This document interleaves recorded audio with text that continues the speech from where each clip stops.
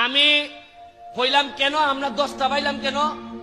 কয় আমরা সময় পাইছি না স্যার, আপনি একটা তদবির করলে মনে হয় বেশি পাইতাম পারি। সকালবেলা ফোন দিছি, উনি সাথে সাথে আমারে 5টা বাড়াই দিল 15টা। এক একটা হারভেস্টারের দাম 40 লাখ। 5টা বাড়াই দিলে প্রায় একটা টেলিফোনে আমি 2 কোটি টাকা বরাদ্দ পাইছি সোনারঘাটের জন্য। আগামী মাসে বৃষ্টিটা পড়লেই 1 লক্ষ গাছের চারা ইয়া নামবো সোনারঘাট।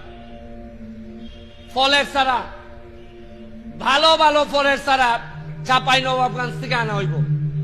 1 লাখ সোনারঘাট, 1 লাখ মাধবপুর।